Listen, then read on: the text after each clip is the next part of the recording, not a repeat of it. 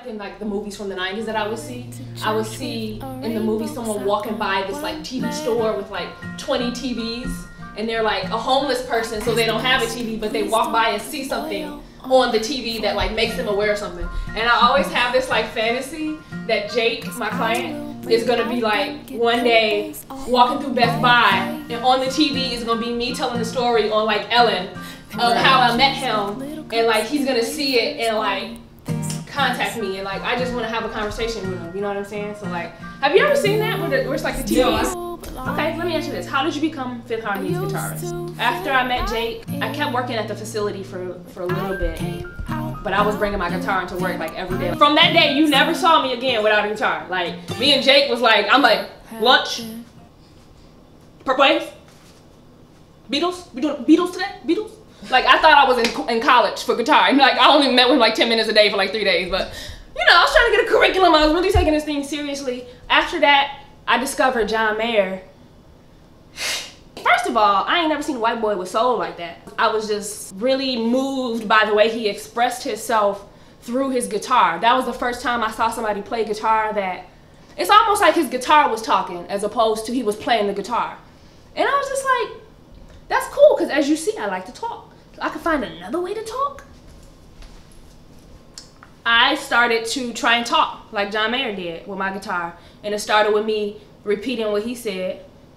He has amazing licks, so I'm thinking about something now. Like, I need to go back and study them again. Quincy Jones is my hero, and him and John Mayer both went to Berkeley. So when I found that out, I'm always like trying to do this like scientific research on stuff that you can't do scientific research on. So I was like, I'm gonna scientifically figure out how to be great. I'm gonna study everybody that was great. Girl, literally. I'm gonna find the formula and find all the common denominators. Then I'm gonna take that and I'm gonna go above and beyond. Like, I've always had this like, I never knew what I wanted to do, but I knew I wanted to be great. I started to study them. I found out they both went to Berkeley. I went to Berkeley, got into Berkeley, never learned a stick about reading music or anything. All I had was like G, C, and D from Jake and like Purple Haze. And then he also taught me Lil Wayne, Lick You Like a Lollipop. He had this cool, I have to play you guys that one day. That's so interesting.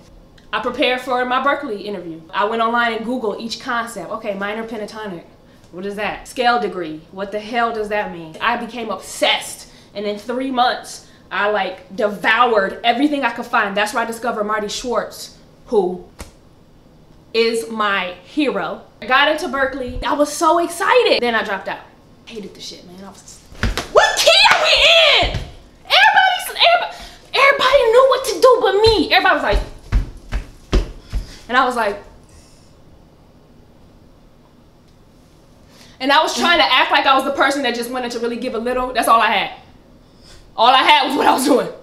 So the way I play was because that's the only way I knew how to play. Half the time I didn't have a pick. So that's why I played with my hands, you know what I'm saying? So that was just so cool to discover the YouTube culture of guitar. And that's what made me drop out of Berkeley, to be honest. When I discovered YouTube and Marty Schwartz and Justin Cinderscore and Jairus Mosey, who has an EP coming out, Footsteps. I think it's called. Please check it out. He's amazing, and he's one of my mentors and friends now. All of these people poured into me, and I started to get the idea. I started to feel a responsibility to give back to that same community. Not to them, because there's nothing I can give Jairus Mosey, I promise you, or John Mayer, like they good. But I was starting to be aware that there were a group of people coming up under me that was starting to ask me questions like, why do you pull the strings that way? Or why, you know, I don't even know, I can't think of them, but just ask me questions about my technique and how do you play this song? And hey, one of the questions I always got was, hey, Dan Cantor just played this version of Justin Bieber, Beauty and the Beat, but there's no tabs anywhere for it. No one could crack Dan Cantor at that time, his playing style, so I was the first person to kind of decode it and share it with everybody. So the process of all of that really gave me the courage to say, I can start a career as a guitarist. I didn't really understand what that meant, but I knew I had built this audience on YouTube of like 30,000 followers, which when YouTube back then, 8 years ago, that's pretty good for a guitar player. Discovering that whole community gave me the courage to drop out of Berkeley because I felt like I had somewhere to go, even though it was online. Now, for some reason, it felt like it was a better idea to just stay in my room and practice the shit I liked, that I thought was cool, because like Quincy Jones gave me like so much material, you know what I'm saying? I discovered Coldplay for the first time. I was in a class and somebody's like, yeah, kind of like Yellow. And I was just like, what do you mean, kind of like, what is that? And he's like, you don't know Coldplay, Yellow? I was like, no. Woo, when I heard that song, history. So I started to take those songs and do covers of them, but my version, because I was developing my own style of guitar at the time. Posting those online, doing solos, they started to go viral. Slowly, I'm like, okay, I'm about to get a call. I'm about to go on a tour. I didn't get any calls.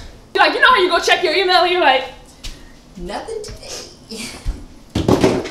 He may not come when you want it, but he'll be there right on time. I did that every day for 3 months, and if I'm being 100% honest, after 3 months, I was about to quit. I could not take it no more. But I was like, no, I can't quit, but I do need to take a break. I get on a plane to go to Chicago. You know what I'm saying? Mom, I'm coming home. Woo, wop. Cool. Get on the plane. I cannot make this up. I'll go like this to put my foot on the bus. I get an email. The title of the email is Fifth Harmony Tour from somebody named Rob Lewis. I'm like, Rob Lewis? That sounds familiar, but I had never. So I start Googling Rob Lewis, because I'm like, is this like somebody from Chris Brown team trying to get laid? What is this? The point is, people in the industry, and it's not even them, like, it's their teams.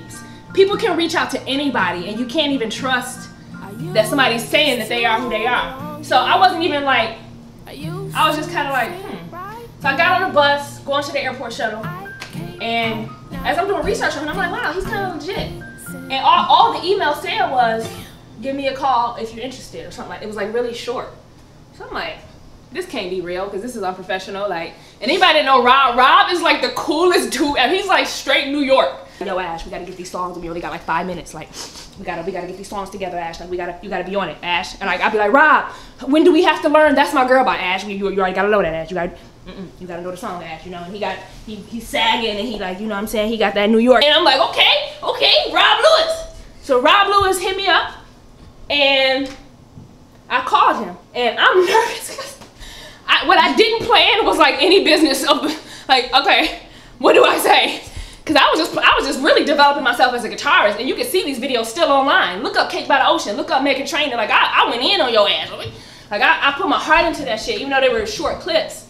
I spent like 3 days playing in the solos because I really wanted to express like ideas, and that's when I started. That's how I became a lead guitarist.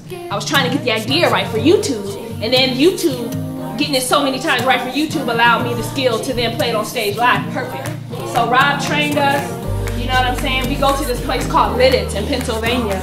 I didn't know what I was doing. Like, I had never been on a tour. I never even had a real gig. Like, I went from playing in my room to getting this email from Rob Lewis.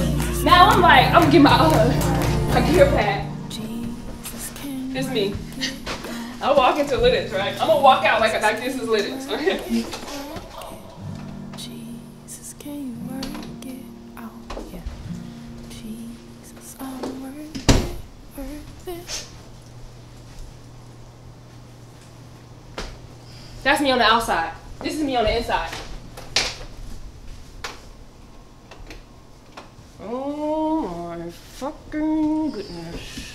Who the hell are all these people? Okay, I don't even know where I should sit. What do I do with my hands? I don't like people here. Food, okay. Rob was the best possible MD to be the MD at that time for my first experience. He gave us what we needed to do, and it was our responsibility to do it. He ain't tell us how to do it, when to do it, where to do it. I'm in Pennsylvania, I've never been here. I didn't even know anything.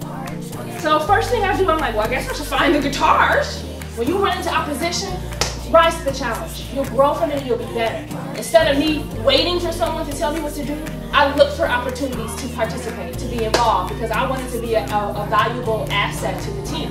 I went off, dipped off in the corner, I got the guitar, I had my Fender amp, shout out to Fender. I never heard of Fifth Harmony, didn't know anything about their music. The first time I'm hearing them is Rob sending me this email with the song Fifth Harmony.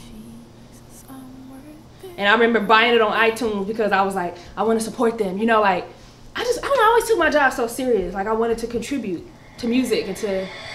That's my girl. So imagine me. This is the first thing I heard. Hey! I just dropped out of Berkeley. 3 months. I'm excited.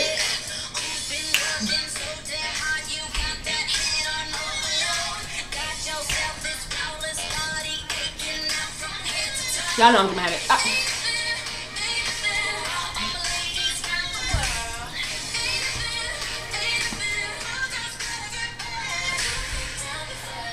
Long story short, I'm gonna tell more of the story later, but that's so far to be continued because it's a long story and I've never gotten to talk about it.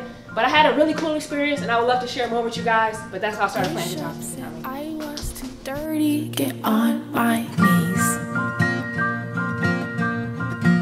I followed instructions even though they seemed so strange. Wait, ain't that the guy I high-fived last week at the Pride Parade? I used to belong here.